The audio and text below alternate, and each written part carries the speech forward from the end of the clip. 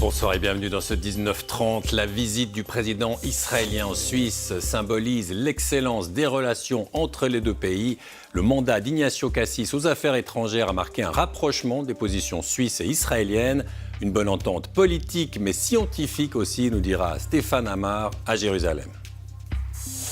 Des mesures de protection exceptionnelles entouraient le procès d'un présumé djihadiste à Sierre, en Valais. Le jeune homme, accusé d'avoir voulu commettre un massacre au nom de l'islam, vient d'être condamné à 30 mois ferme de prison.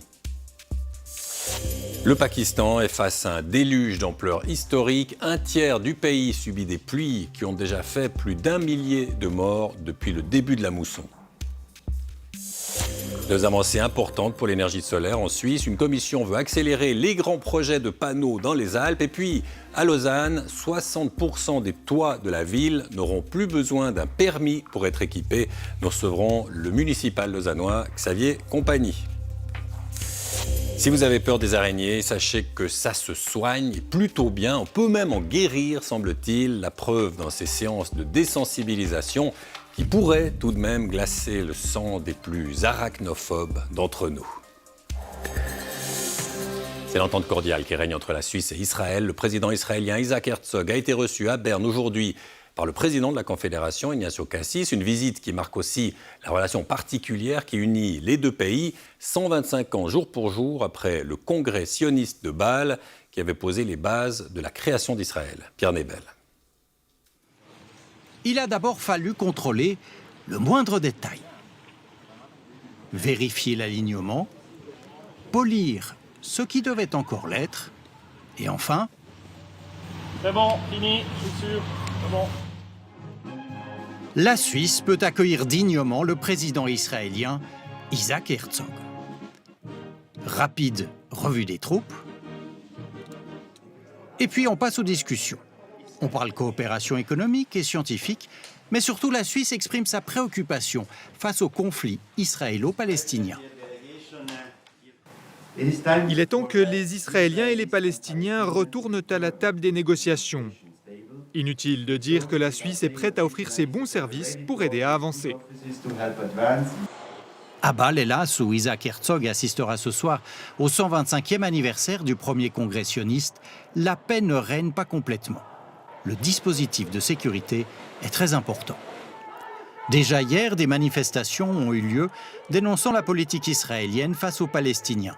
Une banderole reprend même un rapport très controversé d'Amnesty selon lequel Israël suivrait une politique d'apartheid. Réaction virulente d'Isaac Herzog.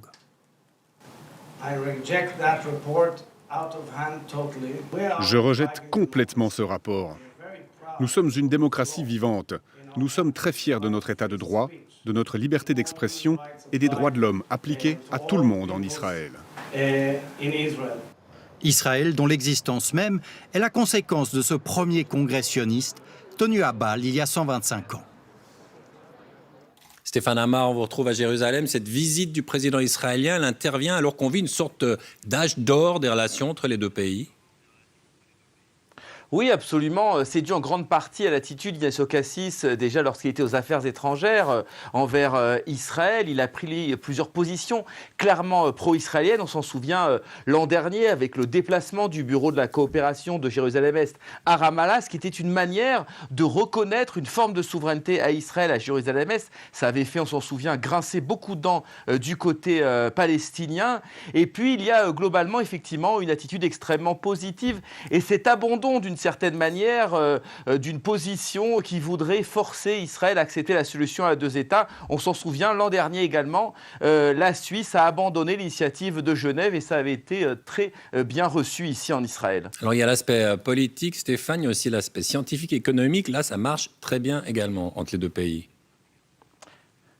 Oui, absolument. On l'a dit dans le reportage, il y a beaucoup de coopération, notamment au niveau de la FinTech, de cette fameuse finance bancaire qui se développe beaucoup entre Israël et la Suisse. Il y a très régulièrement des colloques, des échanges entre à la fois les hommes d'affaires et les scientifiques. Ce sont deux pays qui sont de taille comparable en nombre d'habitants et qui ont des économies également assez proches, fait de petites PME extrêmement dynamiques, de start-up qui fonctionnent très bien. Et cela aussi, bien sûr, contribue à rapprocher les deux pays. Merci beaucoup Stéphane. La visite du président israélien en Suisse intervient le jour de l'anniversaire du premier congrès sioniste tenu à Bâle en 1897, il y a 125 ans exactement. Le président Herzog est l'une des 1200 personnalités juives invitées à ces célébrations. C'est au congrès de Bâle qu'avait été lancée l'idée même de créer un État pour les Juifs. Tobias Bossart, Jean-Marc Berger. Le Stadtcasino à Bâle, c'est ici que le 29 août 1897, quelques 200 personnalités juives de toute l'Europe se retrouvent. Face à l'antisémitisme montant, ils adoptent l'objectif de Theodor Herzl d'établir une patrie pour les Juifs en Palestine. Une étape décisive vers la création de l'État d'Israël, selon cet historien. On a mis en place une sorte de parlement national dans lequel on discutait de tous les thèmes liés à la création de cet État. Bâle, une ville très libérale, s'est avérée être le lieu idéal pour développer ce projet. Au tournant du siècle, l'idée de créer un État ne fait de loin pas encore l'unanimité parmi les Juifs. 9 autres congrès suivront à Bâle, où seront définis notamment le drapeau et l'hymne d'Israël. Selon le président des Juifs helvétiques, cela a marqué les relations entre Israël et la Suisse. Dans les villes israéliennes, on trouve des rues de Bâle. À Bâle, nous avons la rue Theodor Herzl. La plupart des Juifs savent que ces congrès fondateurs ont eu lieu ici, et cela crée un lien. Il faudra attendre la Shoah pour que naisse l'État hébreu. En 1947, l'ONU divise la Palestine en 2 parties, juives et arabes. Après la proclamation de l'indépendance, 1 an plus tard, par Ben Gourion, sous le portrait de Herzl, la région s'enflamme, un conflit israélo-arabe irrésolu jusqu'à aujourd'hui. Herzl et ses contemporains voulaient créer un État égalitaire dans lequel Juifs et Arabes auraient cohabité en paix. Ils n'ont pas anticipé la montée du nationalisme arabe. En voyant le résultat, Herzl aurait certainement dit qu'il y a encore beaucoup de travail pour mener le sionisme à son terme. La vision de Herzl ne s'est pas réalisée. Au moment de célébrer les 125 ans du sionisme ce soir à Bâle, de nombreuses questions restent à résoudre. Un nouveau vaccin contre le Covid est autorisé en Suisse. Swissmedic autorise le vaccin dit bivalent de Moderna, un vaccin qui cible aussi le variant Omicron. Un vaccin qui est disponible donc, mais qui ne sera pas encore injecté en Suisse. Pour cela, il faut que la Commission fédérale de vaccination donne ses recommandations. Explication Feriane Mestiri. Un peu lente la Suisse ? Eh bien pas cette fois. Ce lundi, Swissmedic a été l'une des plus rapides après le Royaume-Uni à autoriser le vaccin contre le Covid de 2e génération, celui de Moderna. Les données que nous avons reçues ont prouvé l'efficacité, la sécurité et la qualité de ce médicament. Le directeur de Moderna pour l'Europe ne cache pas sa fierté. Mais aujourd'hui, c'est pour moi une grande fierté que la Suisse est le 2e pays à approuver ce nouveau vaccin bivalent pour les patients suisses. Pourtant, ce vaccin de 2e génération arrive au moment où la vaccination n'est plus une préoccupation pour l'ensemble de la population. Mais cette médecin au HUG le rappelle, le vaccin reste une arme cruciale contre les complications d'un virus qui n'a pas disparu.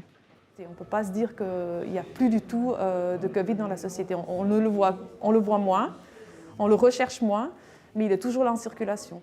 Les personnes à risque doivent donc rester vigilantes et garder leur vaccination à jour.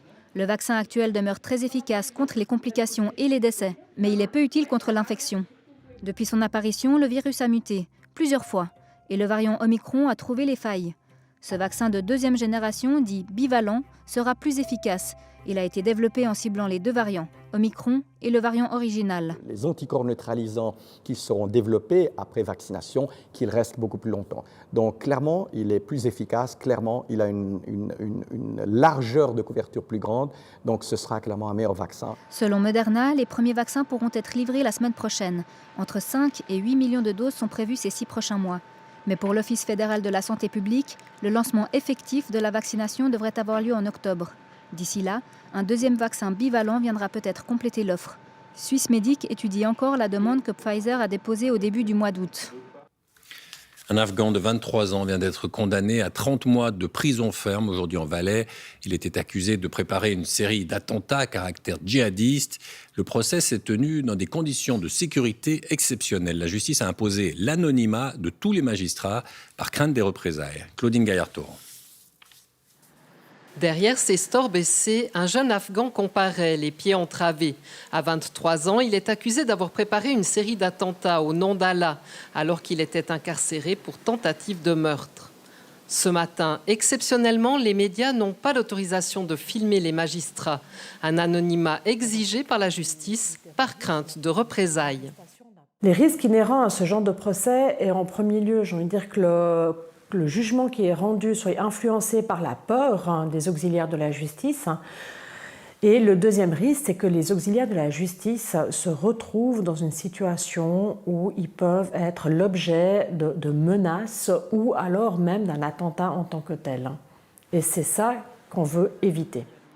Pour le ministère public, l'homme radicalisé est déterminé. Il a fabriqué un couteau à l'atelier du centre éducatif fermé de Pramont et tenté d'y faire entrer des armes. Il explique à ses co-détenus vouloir tuer un gardien et faire un carnage dans une boîte de nuit, surtout des homosexuels et des femmes en petite tenue. Tout cela relève de l'intention, du fantasme, clame son avocat qui plaide l'acquittement. Mais pour cet expert en terrorisme, le profil du jeune Afghan inquiète. On est face à quelqu'un, je pense, qui a un discours qui est très rationnel et qui, dans ses propos, montre en tout cas une volonté de vouloir punir, selon la doctrine de certains groupes terroristes, tous ceux qui n'appartiennent pas ou qui ne partagent pas sa vision de sa foi. En fin d'après-midi, le verdict tombe. 30 mois ferme, une prise en charge thérapeutique, puis le jeune Afghan sera expulsé de Suisse pour 10 ans. Un jugement plus clément que les 4 ans ferme et 15 ans d'expulsion demandés par le ministère public. Un autre procès lié au djihadisme s'est ouvert aujourd'hui au tribunal pénal fédéral de Bellinzone, celui d'une Suissesse de 29 ans, poursuivie pour une attaque au couteau en novembre 2020. Elle avait agressé 2 femmes dans un grand magasin de Lugano, se réclamant du groupe État islamique.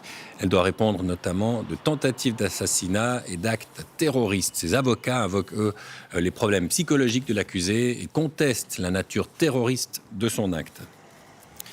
Autre procès important aujourd'hui à La Chaux-de-Fonds. Il s'est ouvert ce matin, un procès pour corruption dans le monde de l'horlogerie. Après 2 reports, le tribunal criminel a auditionné les 3 prévenus, d'anciens employés des marques Tissot et CK Watches. Selon les avocats du Swatch Group, le préjudice s'élève à 60 millions de francs. Élodie Beutron et Miroslav Marez. Reporté à 2 reprises, le procès a débuté ce matin au tribunal criminel de La Chaux-de-Fonds. 3 ex-employés des marques Tissot et CK Watches sont soupçonnés par leurs anciens employeurs d'avoir touché plusieurs millions de francs de pots de vin de la part de sous-traitants asiatiques. À la barre, tous les prévenus rejettent les accusations de corruption. L'accusation est en train de s'écrouler comme un château de cartes. Je vous rappelle qu'il y a prescription sur les infractions relevant de la corruption passive et sur le blanchiment d'argent. Les faits ont eu lieu entre 2006 et 2015. Les prévenus auraient divulgué des secrets de fabrication confidentiels et fermé les yeux sur certains problèmes de qualité afin d'orienter les acheteurs de leurs entreprises vers les auteurs des pots de vin des fournisseurs de Hong Kong. On parle quand même de faits qui concernent tout le monde puisque ça affecte l'économie, la gestion déloyale et la corruption en général atteint l'économie dans sa globalité et il me semble important qu'on lutte contre ça. Un procès retentissant dans tout le milieu horloger, le préjudice est estimé à 60 millions de francs par le Swatch Group. Les prévenus sont accusés de gestion déloyale, de corruption et de blanchiment d'argent. Ils risquent 5 ans de prison. À l'étranger, le Pakistan vit ses pires intempéries des 30 dernières années, selon les autorités du pays. Depuis le début de la mousson en juin, les pluies et les inondations ont fait plus d'1 millier de morts. 1/3 du Pakistan est sous les eaux. Laurent Bourcalter. L'eau s'est retirée, dévoilant l'ampleur de la destruction. Voilà tout ce qui reste de leur maison. Réhan et ses proches tentent péniblement de sauver leurs quelques possessions, les miettes de leur vie d'avant le cataclysme. Ma maison est détruite. Je ne sais pas comment la reconstruire, je n'ai même pas de quoi manger. J'ai tout perdu, je ne sais pas où aller, que Dieu m'aide. Un désarroi partagé par des dizaines de millions de Pakistanaises et Pakistanais à travers le pays touchés par une mousson monstrueuse qui a fait plus d'1 millier de morts depuis juin. En cause, des précipitations 2 à 4 fois plus abondantes que d'habitude et la fonte des glaciers au nord du pays. Un tiers du pays est sous les eaux. Près d'1 million de maisons sont détruites. Les opérations de secours sont difficiles. Il n'y a presque plus de zone d'atterrissage. De la part du gouvernement et du peuple pakistanais, je vous demande à vous, nos expatriés et amis à l'étranger, de s'il vous plaît, aider les victimes dans cette situation très, très difficile. Je suis sûr que les Pakistanais expatriés ne décevront pas leurs frères au Pakistan. Un appel à l'aide désespéré des autorités qui qualifient ces pires inondations en 30 ans de crise aux proportions inimaginables résultant du changement climatique. On nous promettait la Lune, eh bien ce sera pour plus tard. Le lancement du programme Artemis a été reporté aujourd'hui à Cap Canaveral aux États-Unis en raison de problèmes techniques. Artemis devait relancer les plans américains de conquête de la Lune plus d'un demi-siècle après les expéditions Apollo. Marilyn Zeller, Théo Janet. 8h33 ce matin, base de lancement de Cap Canaveral en Floride. Les spectateurs sont venus par milliers. Les caméras du monde entier sont rivées sur une fusée qui ne décollera pas. C'est le commentateur de la NASA qui l'annonce. La directrice de lancement Charlie Blackwell Thompson annonce l'annulation du lancement. Je répète, la directrice de lancement annonce l'annulation. Une fuite tôt ce matin, puis un moteur qui ne démarre pas. L'engin de 98 mètres restera au sol. Nous ne lançons pas une fusée tant que tous les feux ne sont pas au vert. Et il y a eu un problème avec une fuite sur un moteur. Dans ces cas-là, vous ne pouvez juste pas y aller. Il y a des règles à respecter. Le programme Artemis, c'est le retour annoncé de l'homme sur la Lune, 50 ans après Apollo. Cette première mission doit envoyer la capsule Orion, inhabitée, sur la face cachée de la Lune. Apollo s'est focalisé sur une zone équatoriale assez facilement accessible. Aujourd'hui, nous relevons le défi de viser les régions polaires. Le challenge, tester le bouclier thermique de la capsule lors de son retour sur Terre à 40 000 km/h. En 2024, Artemis 2 enverra des astronautes en orbite autour de la Lune. Artemis 3 prévoit un alunissage en 2025 avec passagers et passagères. Le programme Artemis est le début de la prochaine ère. C'est dans notre ADN, notre tradition d'être visionnaire, d'inspirer les autres, d'une manière qui va être bénéfique pour tous les hommes et les femmes. Un lancement raté aujourd'hui mais pas annulé. Prochaine fenêtre de lancement ce vendredi, 19h48 heure suisse, ou dans la nuit de lundi à mardi prochain. La Suisse doit développer rapidement l'énergie solaire. C'est le vœu d'une commission parlementaire à Berne. Aujourd'hui, elle veut accélérer les grands projets photovoltaïques dans les Alpes, mais c'est d'abord sur les toits des immeubles que se joue cette révolution solaire, avec un obstacle à contourner, celui de la protection du patrimoine. Reportage en Valais à Neuchâtel, Élodie Bottron, Cédric Jourdan. C'est la fin d'un long combat pour Yves Henny, propriétaire d'une maison historique dans le vieux village de Ventône. Il a enfin obtenu l'autorisation de déployer une couverture solaire sur son toit. Juste pour avoir les autorisations et tout, il nous a fallu 2 ans. Et ça fait 13 ans qu'on travaille sur le projet global énergétique sur cette maison. Il faut vraiment se battre, hein. Il faut être très déterminé. Le temps que l'on perd dans toute cette paperasse, c'est inimaginable. Sa maison est située dans un quartier classé à l'inventaire fédéral des sites construits d'importance nationale. Impossible d'y installer des panneaux solaires. Il a donc dû se tourner vers une autre solution, des tuiles solaires. Si on mouille la tuile, on peut voir les cellules photovoltaïques sous le verre. C'est un verre qui résiste à la grêle. Si un panneau solaire produit 200 watts par mètre carré, ici c'est 160 watts. C'est 20% de moins. Mais comme les tuiles solaires sont petites, le design est flexible, on peut couvrir le 100% de la surface du toit. Une solution 2 fois plus chère que des panneaux solaires. Autre lieu et autre situation. Miguel da Silva réside au Locle, dans un site classé à l'UNESCO. Ici, la surface de pose de panneaux est limitée, au maximum 60% de la surface du toit. Miguel a dû revoir son projet. On avait prévu 31 panneaux sur une seule face, donc sud, et on est arrivé au bout avec 29 panneaux, mais sur 2 faces, donc 25 sud et 4 est. À la clé, un rendement moindre. Du coup, la ville tente d'assouplir les critères de l'UNESCO. Elle planche sur un nouveau plan directeur. Le but, c'est de faire évoluer les choses pour véritablement prendre le tournant des énergies renouvelables qui sont une nécessité à l'heure actuelle. Néanmoins, nous devons trouver un point d'équilibre avec notre inscription au patrimoine mondial de l'humanité. À l'heure où chaque kilowattheure compte, l'assouplissement des critères limitant les installations photovoltaïques pèsera aussi dans la balance du tournant énergétique. Et on voit que dans ce domaine, ça bouge à Lausanne. Avec nous, Xavier Compagnie, bonsoir. Bonsoir. Merci beaucoup d'être avec nous. Vous êtes conseiller municipal donc à l'exécutif de Lausanne, en charge de l'énergie, des services industriels. Alors, vous annoncez une petite révolution aujourd'hui. Pour 60% des toits lausannois, il n'y aura plus besoin d'une enquête publique ou d'un permis pour installer ces panneaux solaires. Vous n'avez pas peur que cette belle ville de Lausanne qu'on voit derrière vous, elle soit un peu défigurée ?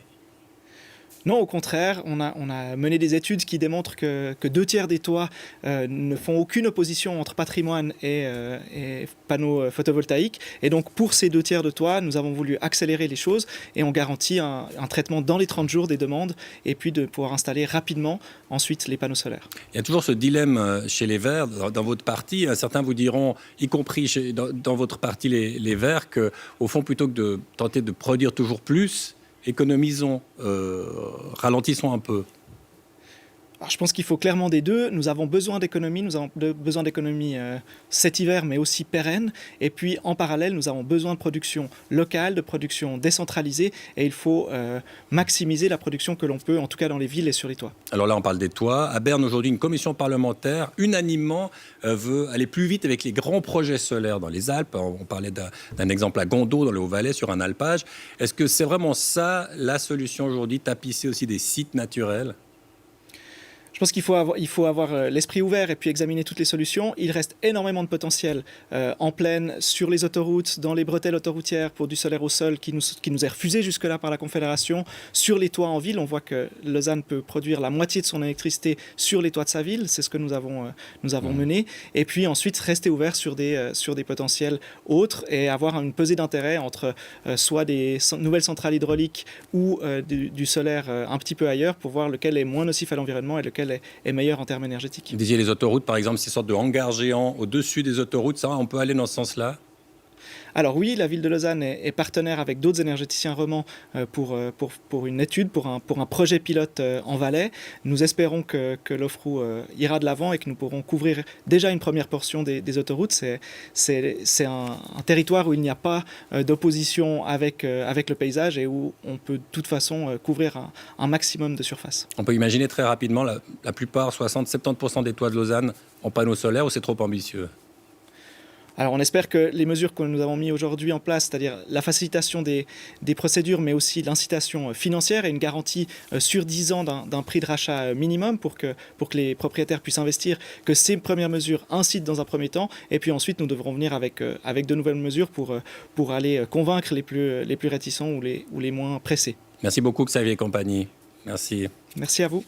Et puis en attendant, le Conseil fédéral lui recommande la frugalité énergétique. Une campagne de communication devrait être présentée mercredi pour inciter aux économies.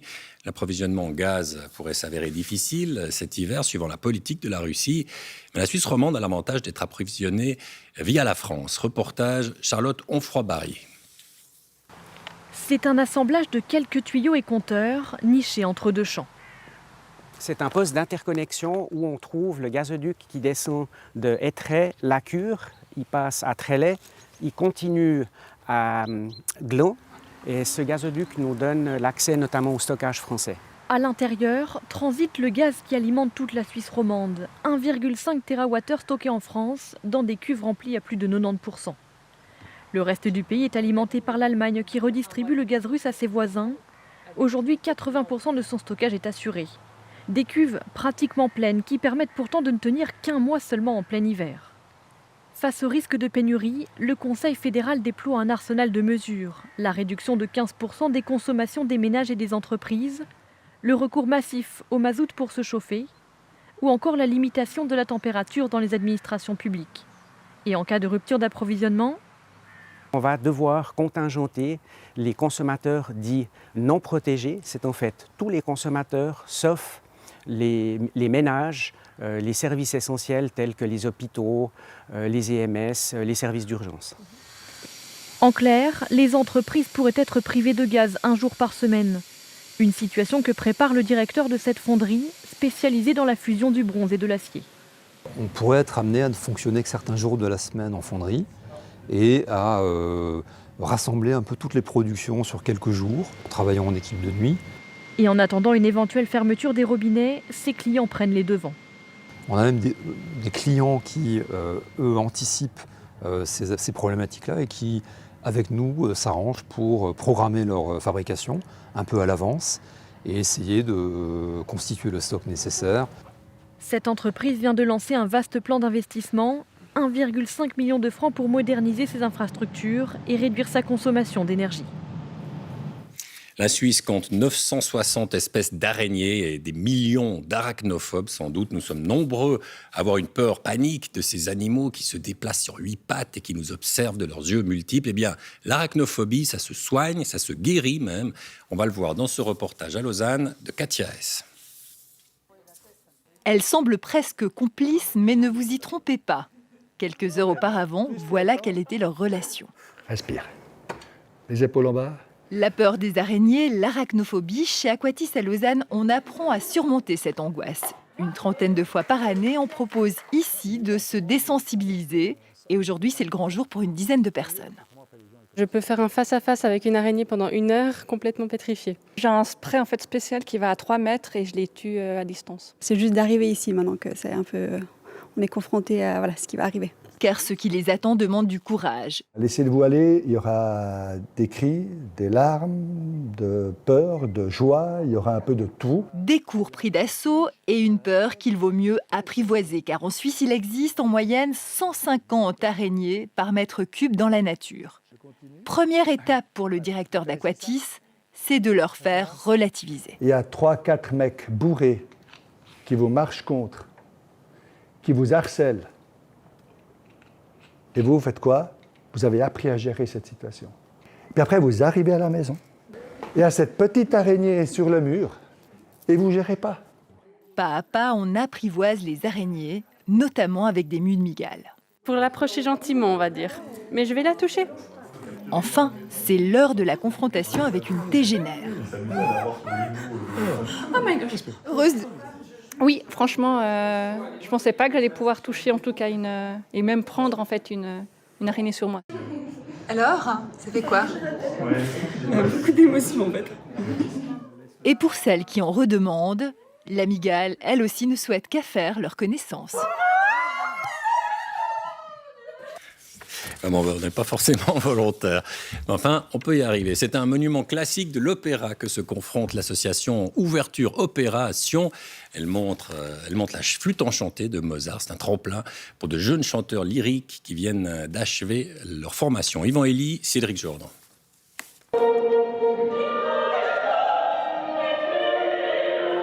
Pour ces jeunes solistes, c'est leur première expérience professionnelle sur scène, une rare occasion de se mettre en évidence à la sortie de leurs études lyriques. Parfois, on a des opportunités aux écoles, mais pas nécessairement assez. Je pense des trucs comme ça, c'est vraiment génial pour gagner de l'expérience. On se croit vraiment comme dans un opéra, sauf qu'on n'est pas dans les murs d'un opéra, mais tout le reste autour de nous est professionnel. Donc c'est très motivant. Repérer les jeunes talents et lancer leur carrière, c'est l'ADN de l'association Ouverture Opéra qui monte un classique, la flûte enchantée de Mozart, dans une ancienne usine hydroélectrique sédunoise. Ce soir, on doit vraiment serrer les coudes. Quand les élèves sont dans une école professionnelle, ils sont cadrés, ils savent où ils vont. Et après, il y a ce moment de flottement où ils ne sont pas encore connus, ils ne sont pas encore dans une agence. Il y a un vide et on les aide beaucoup. L'encadrement est professionnel et tout est mis en œuvre pour favoriser le développement artistique des jeunes chanteurs. Quand tu reviens avec ton nez, tu passes derrière le paravent. Il faut trouver chez chacun comment déclencher le jeu. Donc ça demande beaucoup d'intuition, d'empathie, d'esprit d'adaptation aussi. Leur carrière débute aujourd'hui, reste à savoir où elle les amènera dans 5 à 10 ans. Ce sont mes premiers pas dans la vie professionnelle et on verra ce qu'il va arriver. C'est pas facile à dire. toujours épanouie et heureuse de chanter pour le public qui m'entendra. C'est la fin de ce journal. Merci beaucoup de l'avoir suivi.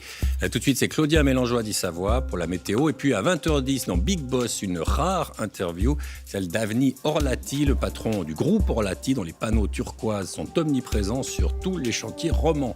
Excellente soirée sur la RTS et à demain.